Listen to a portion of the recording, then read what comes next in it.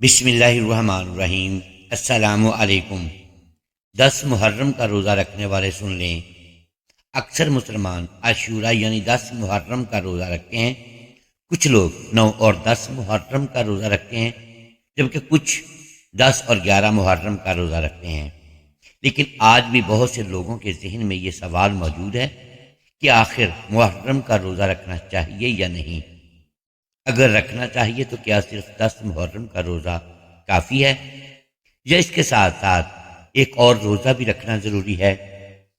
اور اگر ایک اور روزہ رکھنا ہو تو 9 محرم کا رکھا جائے یا 11 محرم کا؟ کیا اس بارے میں قرآن و حدیث میں کوئی رہنمائی موجود ہے؟ اور خود ہمارے پیارے نبی حضرت محمد صلی اللہ علیہ وآلہ وسلم نے محرم کے روزوں کے بارے میں کیا تعلیم فرمائی؟ کیا آپ صلی اللہ علیہ وآلہ وسلم نے اس مہینے کے روزوں کی فضیلت بیان کی؟ ان تمام سوالات کے مستند اور تفصیلی جوابات قرآن و حدیث کی روشنی میں جاننے کے لیے ویڈیو کو آخر تک ضرور دیکھیں، کیونکہ آج ہم آپ کو بتائیں گے کہ محرم کے روزوں کی حقیقت کیا ہے، ان کی فضیلت کیا ہے، اور پیارے نبی صلی اللہ علیہ وآلہ وسلم کا اس بارے میں کیا مبارک فرمان ہے۔ بسم اللہ الرحمن الرحیم۔ السلام علیکم ورحمۃ اللہ وبرکاتہ۔ محرم الحرام اسلامی سال کا پہلا مہینہ ہے، اور یہ ان 4 مقدس مہینوں میں سے ایک ہے جنہیں اللہ تعالیٰ نے خاص حرمت اور عظمت عطا فرمائی۔ یہی وجہ ہے کہ اس مہینے کو محرم الحرام کہا جاتا ہے، یعنی ایسا مہینہ جو عزت، احترام اور برکت والا ہے۔ بہت سے مسلمان نئے اسلامی سال کے آغاز پر محرم کا چاند تو دیکھتے ہیں، لیکن اس عظیم مہینے کی اصل فضیلت اور اہمیت سے پوری طرح واقف نہیں ہوتے۔ اگر ہم قرآن و حدیث کا مطالعہ کریں تو معلوم ہوتا ہے کہ محرم کا مہینہ اللہ تعالیٰ کے نزدیک بہت بلند مقام رکھتا ہے۔ نبی کریم صلی اللہ علیہ وآلہ وسلم نے اس مہینے کو شہر اللہ المحرم یعنی اللہ کا مہینہ فرمایا۔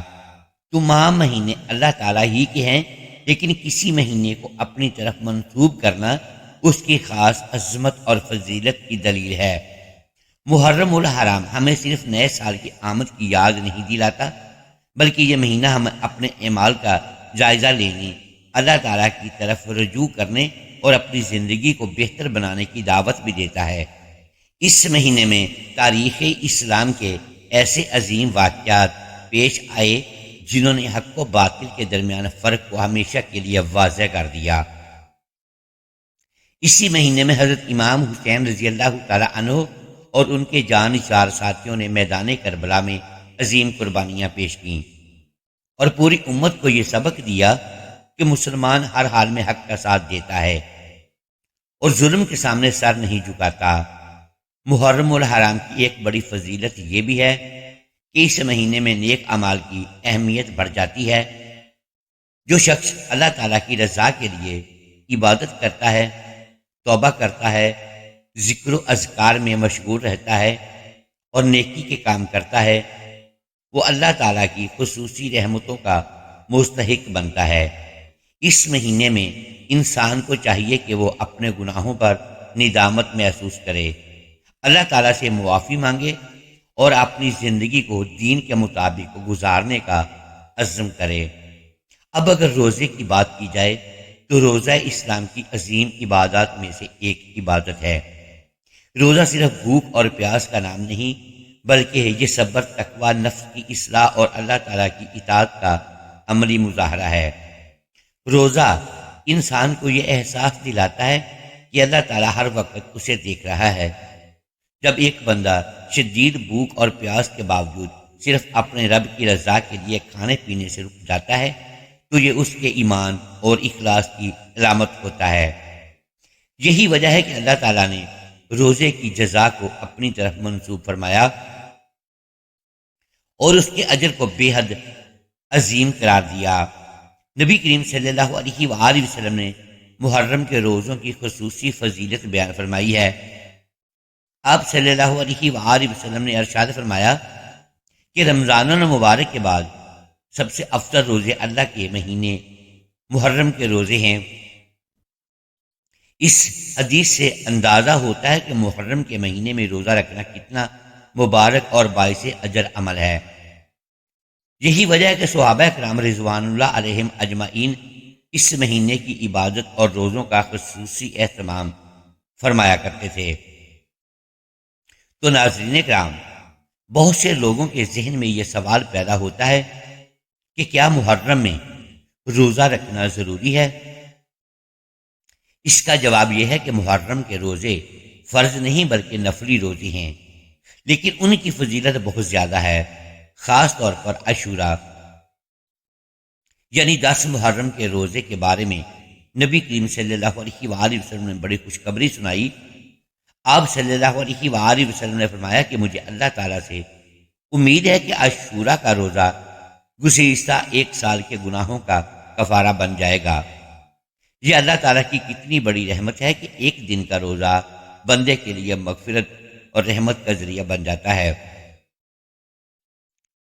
اسی لیے علماء کرام فرماتے ہیں کہ مسلمان کو چاہیے کہ وہ اس عظیم موقع کو ضائع نہ کریں، بلکہ اخلاص اور محبت کے ساتھ عاشورہ کے روزے کا اہتمام کرے۔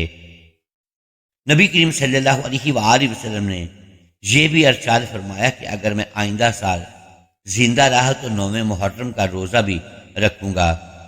اسی وجہ سے علماء نے 9 اور 10 محرم یا 10 اور 11 محرم کے روزے رکھنے کو بہتر قرار دیا ہے۔ اگرچہ صرف 10 محرم کا روزہ رکھنا بھی جائز ہے اور اس کی فضیلت احادیث سے ثابت ہے۔ محرم الحرام کا پیغام صرف روزے تک محدود نہیں، بلکہ یہ مہینہ ہمیں اللہ تعالیٰ کے قریب ہونے، اپنی اصلاح کرنے، توبہ کرنے، نیک اعمال بڑھانے اور اپنی آخرت کی فکر کرنے کی دعوت دیتا ہے۔ جو شخص اس مبارک مہینے کی قدر کرتا ہے، اللہ تعالیٰ اس کے لیے خیر و برکت کے دروازے کھول دیتا ہے اور اس کی زندگی میں رحمتیں نازل فرماتا ہے۔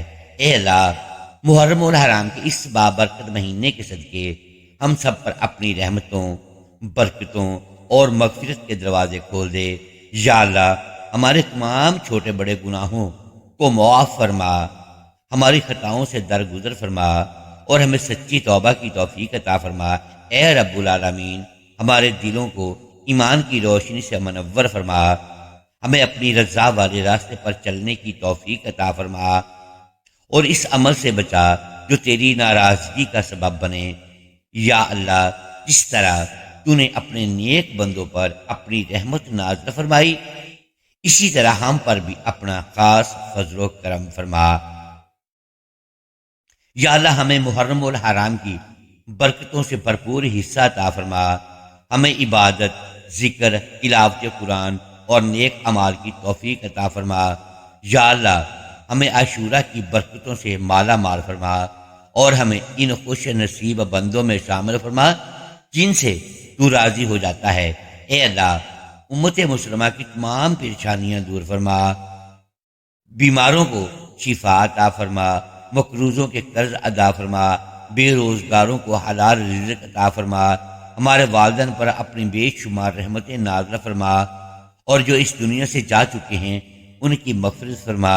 یا اللہ، ہمیں دنیا اور آخرت کی کامیابیاں عطا فرما، ہمارے گھروں میں سکون، محبت اور برکت عطا فرما اور ہمیں ایمان کی حالت میں زندہ رکھ اور ایمان کی حالت میں ہی دنیا سے رخصت فرما۔ یا اللہ، حضرت امام حسین رضی اللہ تعالی عنہ، اہل بیت اطہار اور تمام شہدائے کربلا پر اپنی بے شمار رحمت نازل فرما، ان کے درجات بلند فرما اور ہمیں ان کے نقش قدم پر چلنے کی توفیق عطا فرما۔ یا اللہ، ہمیں حق بات کہنے، حق پر قائم رہنے اور ہر حال میں تیری رضا کو مقدم رکھنے کی توفیق عطا فرما۔ آمین یا رب العالمین۔ محترم ناظرین، امید ہے آج کی یہ ویڈیو آپ کو پسند آئی ہوگی۔ ناظرین گرامی، اگر ہم اس ویڈیو میں الفاظ کی درستگی دانستہ یا دیدہ دانستہ درست نہیں کر پائے تو ہم آپ سے معذرت خواہ ہیں اور اللہ کے حضور معافی کے طلبگار ہیں۔ ناظرین گرامی، ویڈیو کو لائک کیجئے، چینل کو سبسکرائب کیجئے اور بیل آئیکن پریس کر دیں تاکہ ہر نئی آنے والی ویڈیو آپ تک بر وقت پہنچ سکے اور ہماری حوصلہ افزائی ہوتی رہے۔ اگلی ویڈیو تک کے لیے اجازت دیجیے گا۔ شکریہ، اللہ حافظ۔